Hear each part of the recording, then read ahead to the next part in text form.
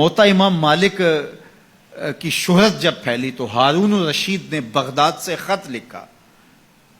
امام مالک کو کہ میں آپ سے درس حدیث لینا چاہتا ہوں، اور چونکہ میں یہاں بغداد میں ہوں اور میرا آنا تخت و تاج کی حرکت ہوگی، اس لیے اگر آپ تشریف لائیں تو کوئی مشکل نہیں ہوگا، تو میں اپنے شاہی محل میں آپ کے لیے، آپ کے خدام کے لیے اچھا انتظام کر دیتا ہوں، اور ان کی ضروریات کا پورا پورا خیال رکھا جائے گا۔ ماں شاگردوں کے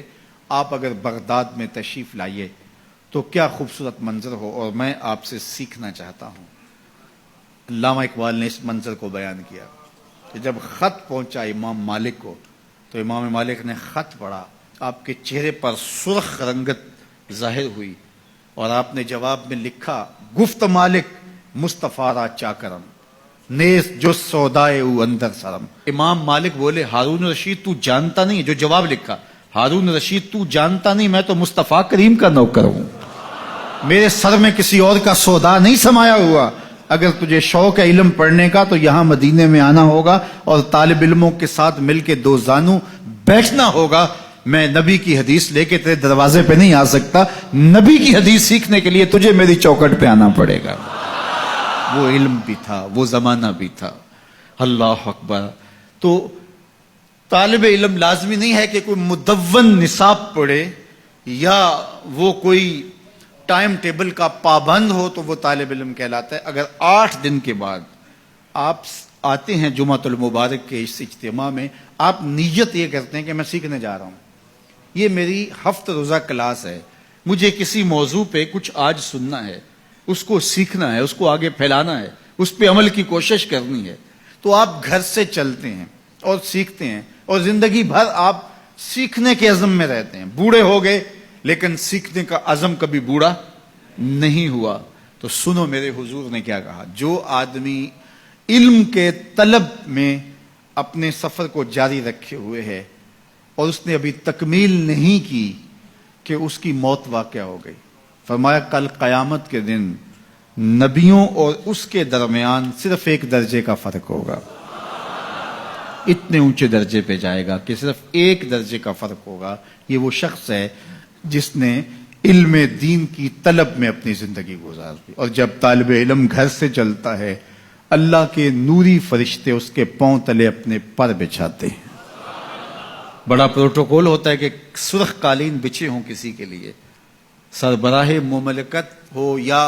کوئی اور قابل اعتبار ہستی ہو اور کسی عالی مرتبت شخصیت سے ملنے جائے اور وہ اعزاز تکریم کے ساتھ اس کو نوازے،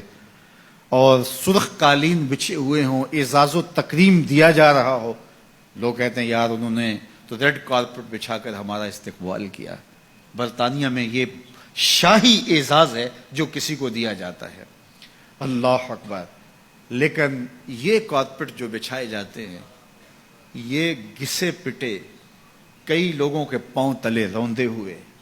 چلو آپ ایران کے نئے قالین ہی سمجھ لیجئے، کوئی کتنے بچھائے گا، یہاں سے لے کے دروازے تک بچھا دے گا، چلو بائی پاس تک بچھا دے گا، کوئی کسی کے لیے 1 کلومیٹر 2 فرلانگ 10 کلومیٹر کتنے بچھائے گا، لیکن 2000 کلومیٹر سے چلا ہے طالب علم اللہ کے فرشتوں کے نوری پر، وہاں سے اس کے قدموں تلے بچھتے چلے آ رہے، اور یہ قالین کسی دنیا کے کارخانے میں نہیں بنے ہیں، یہ فرشتوں کے تقدس مآب پر ہیں جو طالب علم کے پاؤں تلے بچھتے ہیں۔ وہ اعزاز، وہ تکریم جو ان طالب علم کو دیا گیا ہے وہ کسی اور کو نہیں دیا۔ سب سے بڑی بات یہ ہے کہ اللہ کے محبوب علیہ السلام نے علماء کو اپنا وارث قرار دیا۔ نبیوں کی وراثت درہم و دینار نہیں ہوتا، نبیوں کی وراثت علم ہوتی ہے، اس لیے علم طلب کرنے کی ہم ترغیب دی گئی، اور اس کے لیے ہمیں جتنی بھی محنت کرنا پڑے ہمیں اس کی ترغیب ہے، حتیٰ کہ ہمیں سنگلاخ پہاڑوں کا سفر کرنا پڑے، ہمیں سمندروں کو عبور کرنا پڑے، ہمیں صحراؤں کے کلیجے چیرنے پڑے، ہمیں چین پہنچنا پڑے، تو ہم وہاں سے بھی علم کشید کر کے لائیں گے۔